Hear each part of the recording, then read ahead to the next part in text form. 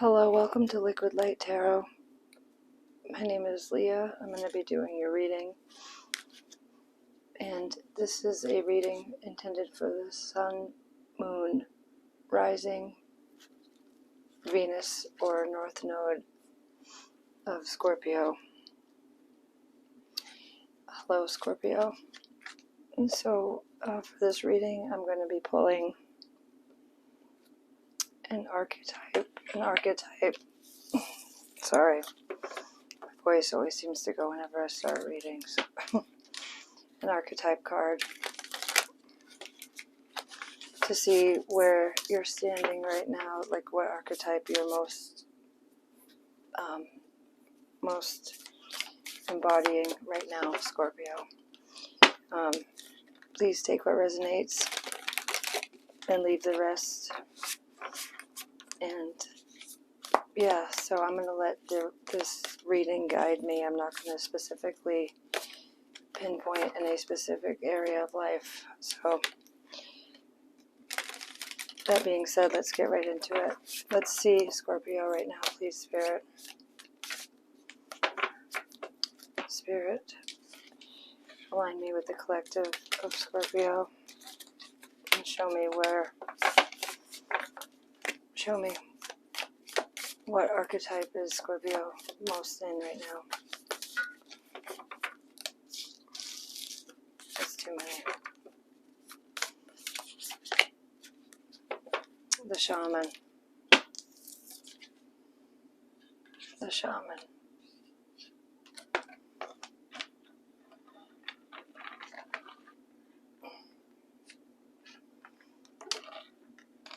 The Shaman.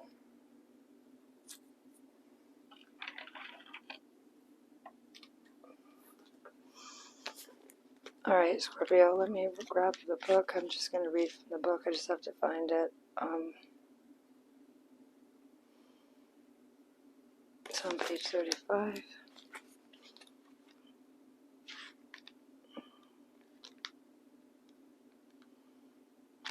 Wait a minute, the Shaman.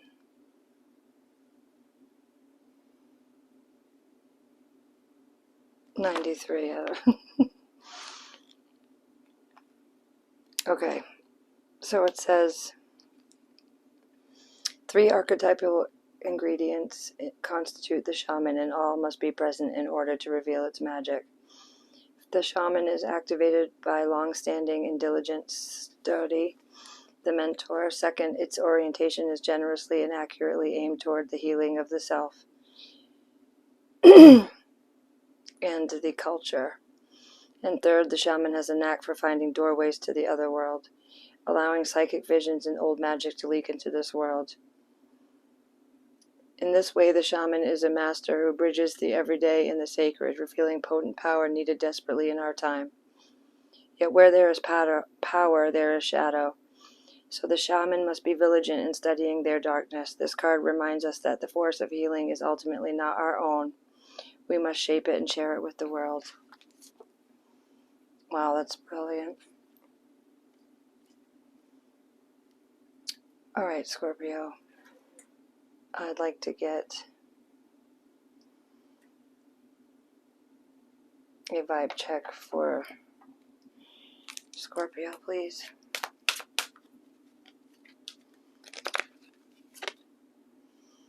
Make a note of it. So you should write stuff down right now, Scorpio.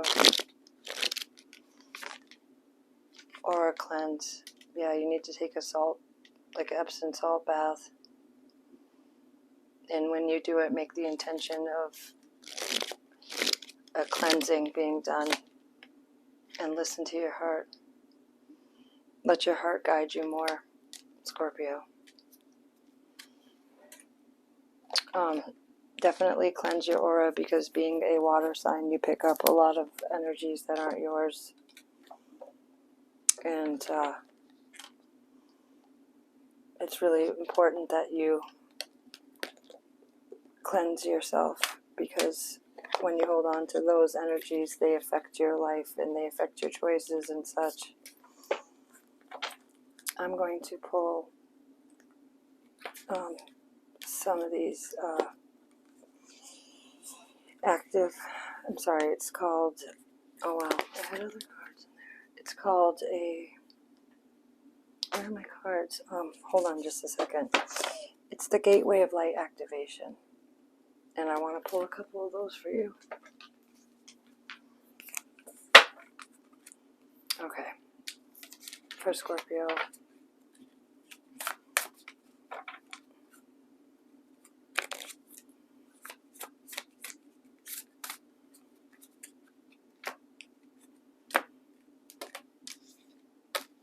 The Gateway of Light activation. Spirit, show me for Scorpio.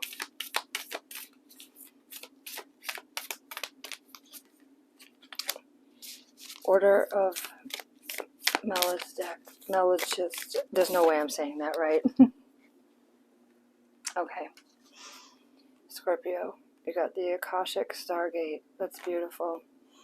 Aligned with purpose, crossroads, and there is no wrong path, Scorpio.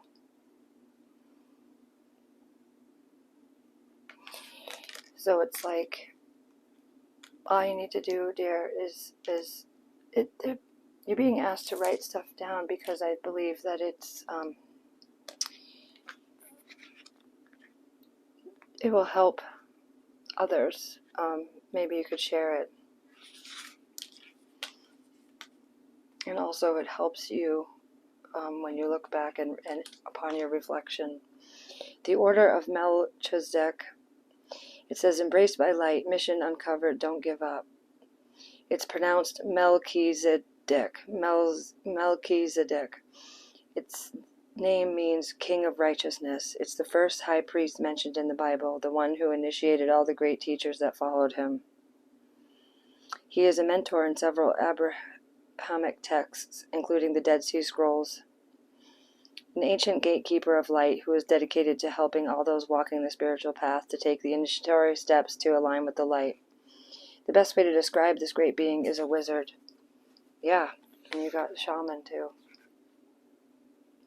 When you invoke him, you will feel the presence of a loving and angelic grandfather who wants to guide you to your greatness.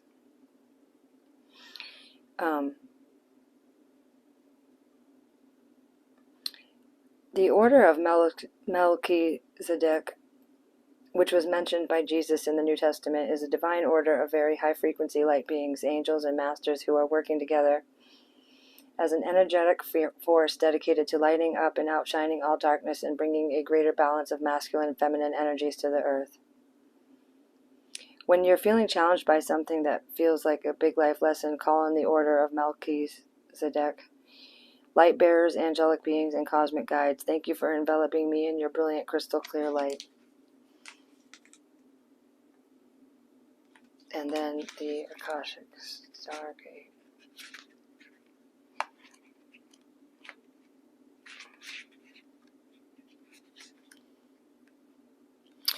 So a Stargate is a portal that can take us through space and time to a whole other universe. It's based on the concept of the Einstein-Rosen bridge, or what is known as a wormhole, where a speculative structure linking different points of space-time is created in spirituality.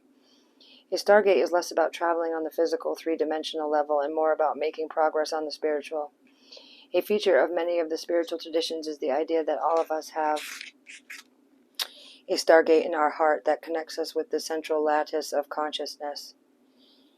The Buddha acknowledged that we were the universe, while Jesus said, the kingdom of heaven is within you.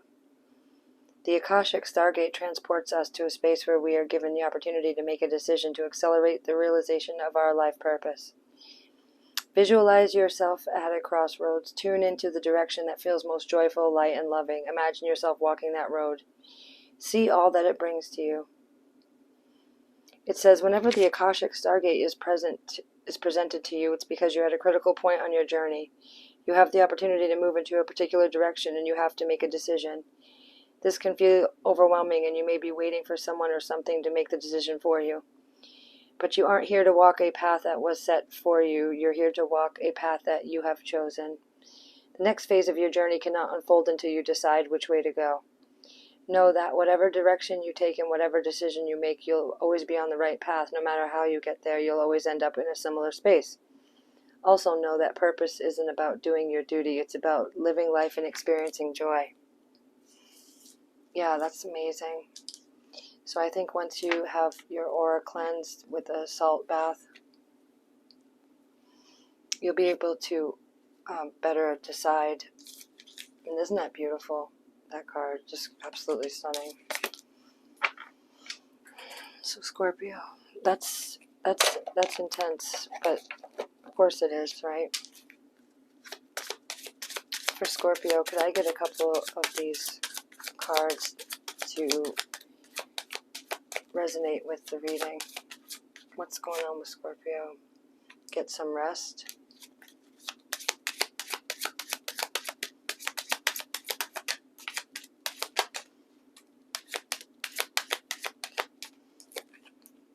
Heavenly signs. Wow. And religion and spirituality. Your spirituality is speaking to you, and you've got signs from your guides here with heavenly signs. Bottom of the deck is motivation. Beautiful, thank you.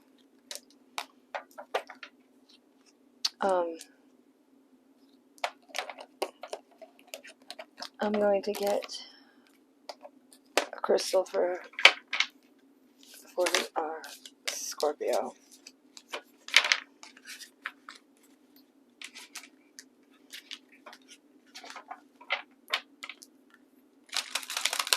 What crystals are important for Scorpio right now? What crystals are important for Scorpio right now?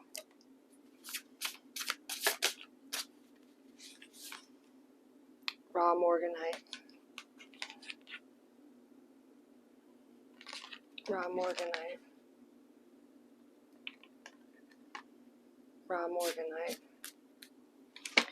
46.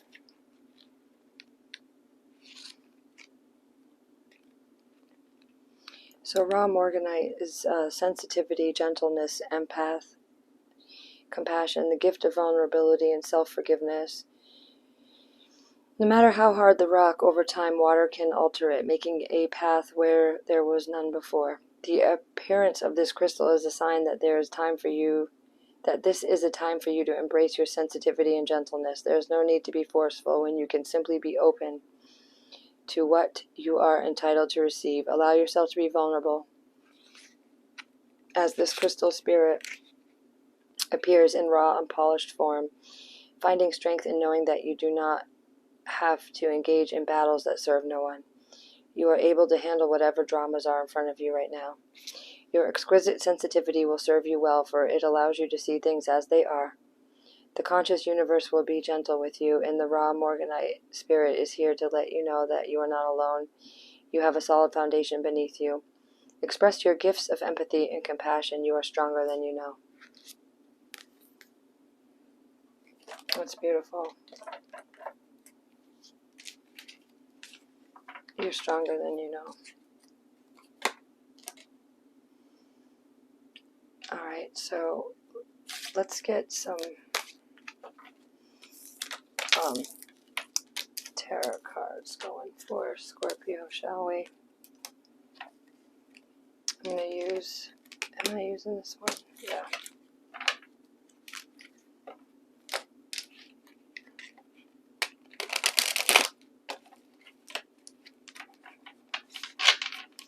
Do a Celtic cross for Scorpio.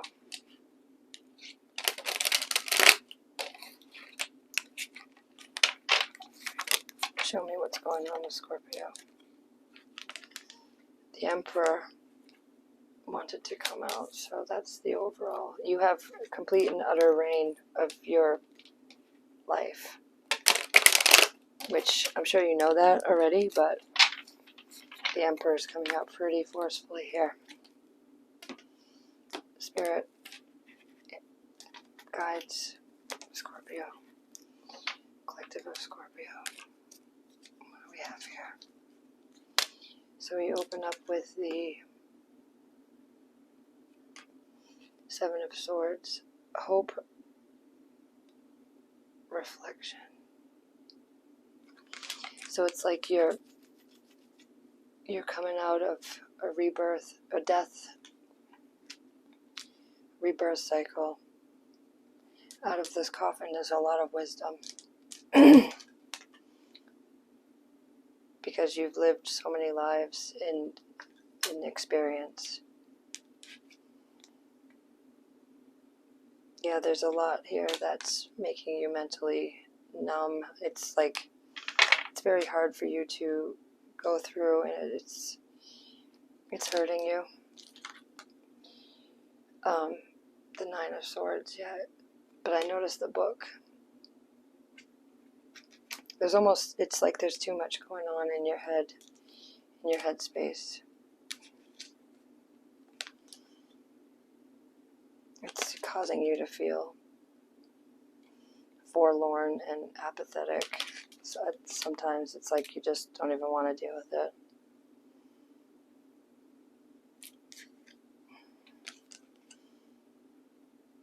There is much here.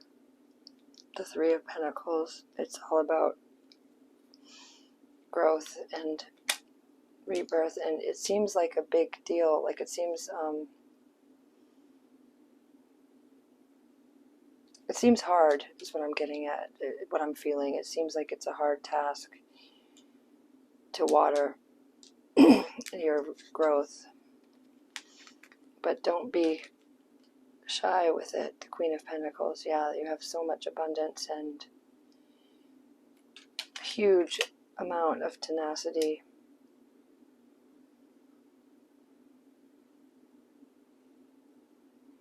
I just love how this is the storyline. It's like this is the crossroad as I'm seeing it. It's like, which, you're gonna stay in that energy, or are you gonna the light of day, see the light of day, and start watering the growth, which will lead you on this ladder. And it says, there's a quote that's going through my mind right now. It says, choices are man's and woman's ladder to the stars. Show me their near future. Three of Wands. Three of Wands is about creativity. It's not necessarily like, see, I have that tattoo. It's the Three of Wands. I'm a huge Three of Wands fan. It's about creative potential. And you have 2 threes here with the Three of Pentacles, the Three of Wands. That's an abundant foundation to grow from. Then the Two of Pentacles. You have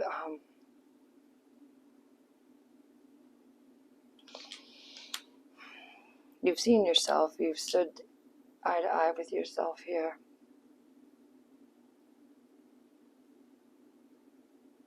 It's like I'm getting a Gemini feel to that too, but it's all about balancing the shadow and the light.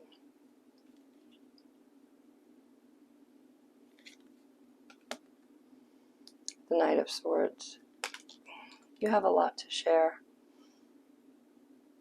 Your words, your communication, sorry, are very profound and very needed. Wow. This is you leaving, see the foot, see the feet, leaving behind all the past, just walking on, going forward. Whoa, sorry about that. This is a very profound reading.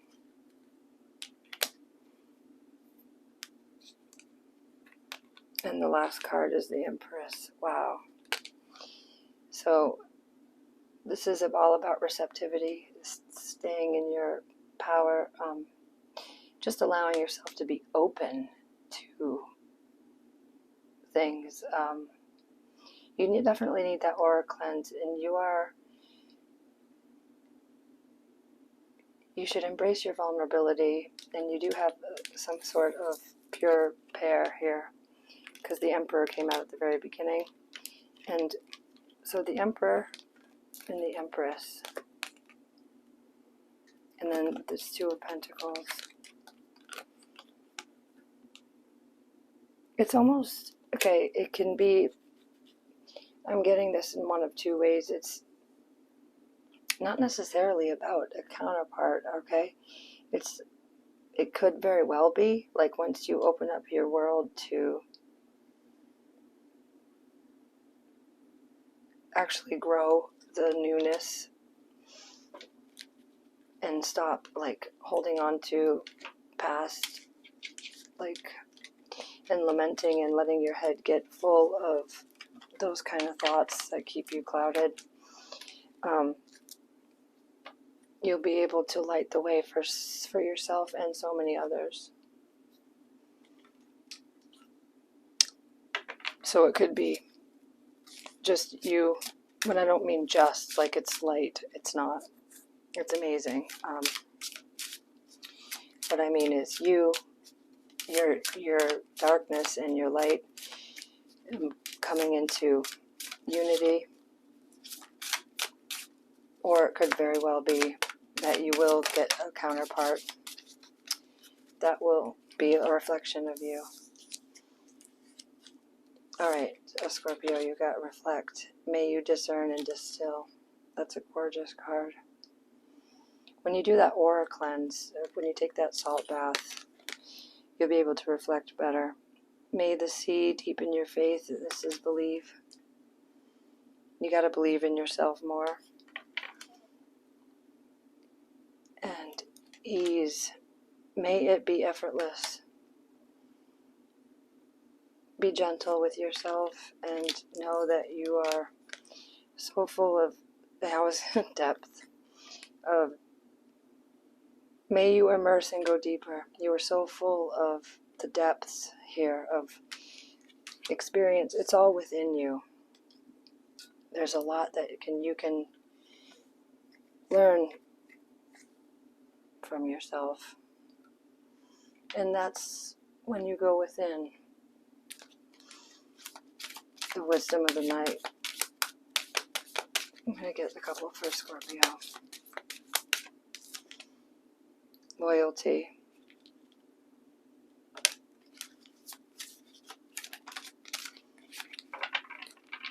Of course, Scorpio, of course you're loyal, but you need to be loyal to yourself. Loyalty, honesty, invisible. There's a lot of guides here that work with you. There's a lot of invisible force that you can draw into your power, and I believe that fire, it's honesty, but fire is an element that you work amazing with. I believe that even though it's a water sign, that we're also highly linked to the element of fire. If you are by any chance have the opportunity to have a bonfire or a fire, you could write down things that you want to release and then put the paper in the fire. Message. There's a lot of messages you'll get from the unseen realm when you do ritualistic things like I was just explaining. Yeah, and differences at the bottom, which is like the Two of Pentacles and the Emperor and the Empress. They each have different qualities, of course, but they combined to make one very powerful, concrete foundation, don't they? Let me get some Moonology.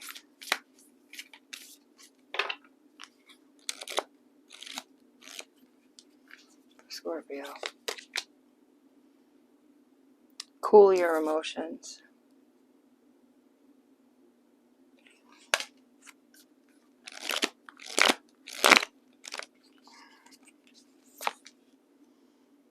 Embrace the flow of life. These are both full moons. Full moon in Gemini, full moon in Aries. Know your worth. Full moon in Taurus. And find a balance at the bottom of the deck.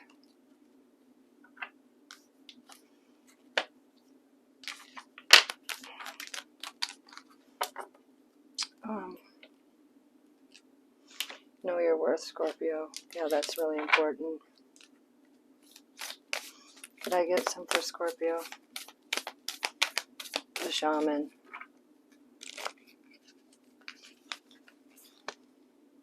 Your dreams need a practical plan. Full moon in Taurus. Meditate and contemplate. Yeah, you definitely need to meditate more. It's not even necessarily like meditate, like, when we hear that word, we immediately, well, at least I immediately go somewhere in my mind where it's like, you know what, meditation sounds great, but it's really not easy for me to get to, which is, if you can just do some transcendental, like focus your thoughts on something that isn't just random thinking,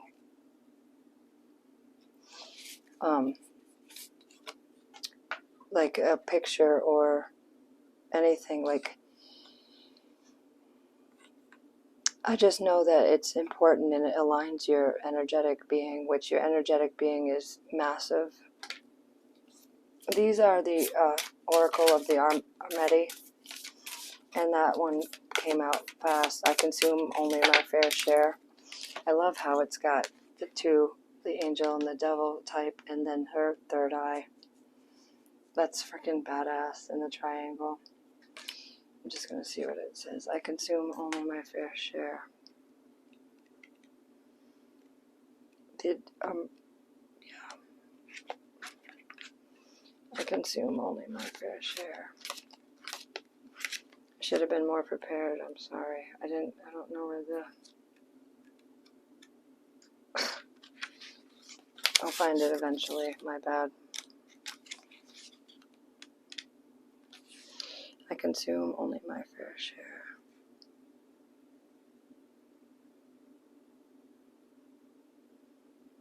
Alright, so it's number 10. Alright, so it says, the Egyptian creator god Atum was born of the great sea of Nu, the son of the primordial waters of chaos. He was a sun alone in darkness. Atum was named himself Ra, a label for the creator of creation, a single sphere of light with only infinite night as his companion. Ra desired more, and thus the Egyptian pantheon of gods and goddesses, or Neters, arose. Chaos ensued from creation, from desire to dynasty to history, history to mythology. From one came many songs. Creation is bred from both desire and necessity, and in looking at the Egyptian creation myth and what inspired the Godhead to create life forms of life force, we see desire gave way for the Creator to create, and perhaps out of loneliness, but also from necessity. Consumption is a byproduct of creative universe. We create what consumes us, and we consume what we create. Loneliness consumes love in order to satiate. I can't say this word properly. Wow. Okay, a hunger for understanding and connection. The night sky consumes the sun in order for the stars to shine, much as the sun consumes the night in order for life to grow. The modern world lends itself to a dimming of the light of creation as advertisements play to and a wakefulness sleep. Okay, sorry, I can't. Past, present, and future desires are a prism containing the infinite poetry of the same great stories. Satisfaction comes not by what we consume, exhaust, or destroy, but from what our relationship to our desires can illuminate. In looking at the lesson, I consume only my fair share, we must ask what we are consuming or consumed by feeds creation or nourishes destruction. If we are overindulging by feeding the ego instead of nourishing the soul. Growth in consciousness doesn't depend on the will of the intellect or its possibilities, but on the intensity of the inner urge. Consumption encompasses more than food. It carries over to metaphorical manna, the nourishment of the spirit that permeates all living beings. The scales of truth are balanced when the weight of your share intends to satisfy a pure desire instead of devour the density of darkness. When your desires glow from a space in the heart, the light is shared and felt by all. Okay. I hope that was helpful. I'm going to get some map from the map oracle for Scorpio. Just look and see what you're creating, movement. So your map is movement. You're moving, Scorpio. Coming to life. Oh my God, as if. That totally resonates with, from this deep freeze you've been in. Wow. You're coming to life. That's from the first card of your tarot. It was that person getting out of the coffin. You're coming to life. I love this. So Scorpio, this was deep, and I think you're amazing. I hope this helped you in some way. Just know that you have such amazing shamanistic capability, and I can't wait to see what transpires for you as we move forward. Love you, Scorpio. Take care.